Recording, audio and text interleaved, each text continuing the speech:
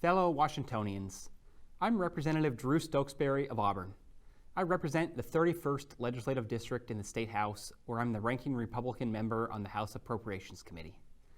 You just heard Governor Inslee lay out his vision for Washington State in 2021, and I'm pleased that we have some things in common. We're both concerned about students falling behind in school, about our neighbors of color whose interactions with the police don't always go like ours, about those suffering from homelessness, substance abuse, or mental health disorders, and about the loss of lives to COVID-19. I also strongly condemn, with no equivocation, last week's seditious assault on not just the physical totems of our republic, but on the very fibers of democracy itself. And like the governor, I'm hopeful that we can defeat coronavirus and recover stronger than ever. Unfortunately, his Lone Ranger response has made that fight harder than it should be. For the past 10 months, he has ruled by executive order. He alone decided how more than $3 billion in federal funds would be spent, which businesses were essential, and whose livelihoods would be destroyed. We're not meant to be governed this way, even in times of great peril. We elect a citizen legislature, not a king. Not because kings can't have good intentions or good ideas, but because one person should not have absolute power. One person alone cannot reflect Washington's ethnic, professional, geographic, and political diversity, or make dissenting voices feel represented. That's why Republicans have introduced bills to include the legislature as a check against unfettered executive power. These are reasonable limits that states like Oregon, New York, and California already have. But now that the legislature has finally assembled, Republicans are laser focused on safely reopening our schools, reviving our economy by providing direct support to struggling families and small businesses, and prioritizing our public health. So first, we must dramatically improve the state's abysmal vaccine delivery rate. We have had months to prepare, yet as of last week, Washington has administered less than 1/4 of the vaccine doses it's received, ranking us just 45th in the nation. This is unacceptable. The legislature must deploy new federal funding immediately, and the governor must develop clear, consistent policies that prioritize the most vulnerable populations without causing further delays. Right now, state government is a bottleneck, which means more avoidable deaths and hospitalizations. That must change. And second, we must extend a lifeline to families and businesses who are struggling to survive. For years, Democrats have promoted a tax rebate for working families, but have never once funded it. But families are in crisis now.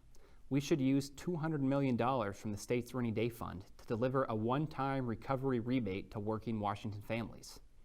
And in addition, the legislature should immediately deploy additional rental assistance to tenants who can't work because of the prolonged shutdowns. And low-income families deserve a one-time grant of $300 per student to help defray the financial burdens of remote learning while schools continue to remain closed. But after taking care of our families, we must also help our employers survive as well. Small businesses have been shut down for months. Lifetimes, even generations of work are being destroyed before our very eyes. And astonishingly, the governor is insisting that businesses cover the loss of $600 million in fake claims his Employment Security Division paid out to Nigerian scammers. Few small businesses can afford a 500% unemployment tax increase to cover the costs of state-mandated closures and bureaucratic incompetence. The legislature must shore up the state's unemployment fund and then dramatically expand grants to shuttered small businesses so that there are jobs left to return to after the pandemic. And finally, we must undo the damage caused by these prolonged shutdowns. If education is truly the state's paramount duty, how can we stand idle witness to a generation of students being sentenced to delayed cognitive development, stunted social-emotional growth, record rates of depression and suicide, and a potentially permanent gap between the academic achievement of wealthy and poor children? We cannot undo past decisions, but we can stem the tide. After a year of unclear and unpredictable rules, the legislature must intervene, recognize the latest and most accurate science, move teachers up the vaccine priority list, and insist on resuming in-person instruction as soon as possible. All of these problems are pressing, and I know that Democrats care deeply about solving them too, but solutions cannot wait until the final days of session later this spring. They must be sent to the governor's desk this month. Republicans stand ready to work across the aisle to fund a much more significant and urgent recovery plan than the one suggested by the governor here today. And in addition, Republicans will continue to offer real solutions that provide Washingtonians with real opportunities. While acknowledging inequities past and present, Republicans believe in defending police, not defunding them. We think mental health and substance abuse services should be available to those in need, but worry that heroin injection sites will ultimately do far more harm than good. We will support policies that make essentials like housing, childcare, and medicine more accessible and affordable. We will always defend constitutional rights of everyone without compromise. And we will do all we can to hold the governor and his cabinet accountable when they fail to live up to the standards of competent and open governance that Washingtonians deserve. Most importantly, we believe that now more than ever, government should do no harm.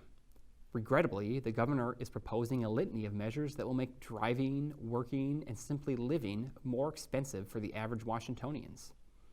The governor spoke at length today about his cap-and-trade proposal to regulate greenhouse gas emissions.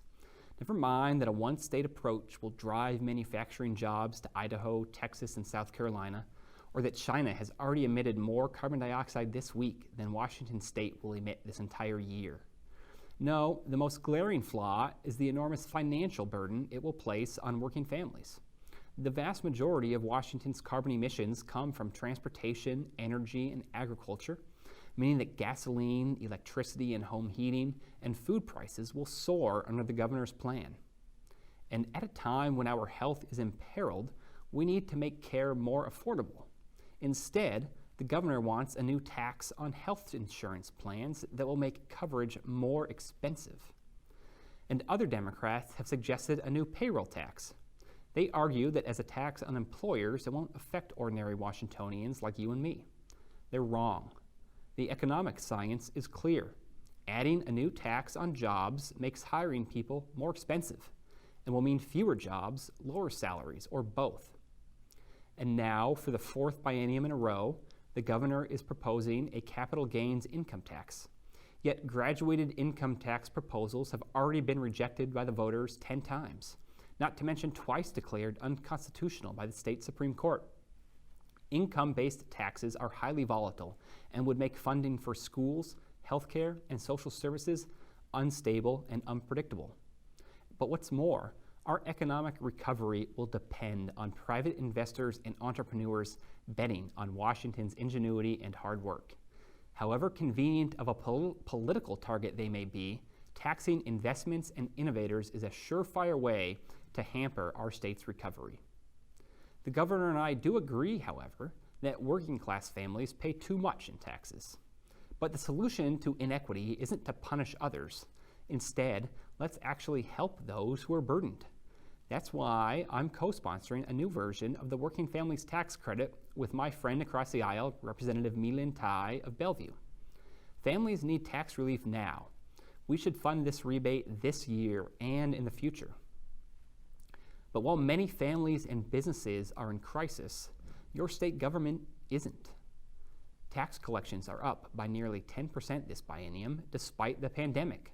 We can and must pass a budget this session that is balanced, funds our priorities, and avoids cuts to critical services, all without raising taxes or impeding our recovery.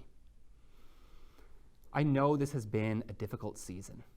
I assure you, Republicans see what you see. Our frustrations are your frustrations. But there is hope. Republicans offer a home for anyone because we stand for the principles that matter to everyone: freedom, equality, and opportunity. Republicans will not stop fighting for these principles and what we know is right. We look forward to working with our colleagues across the aisle on areas of agreement, but will not fear proclaiming our differences when there is a better way forward. So thanks for listening. Please stay safe and healthy. May God bless these United States, and may God bless the great state of Washington.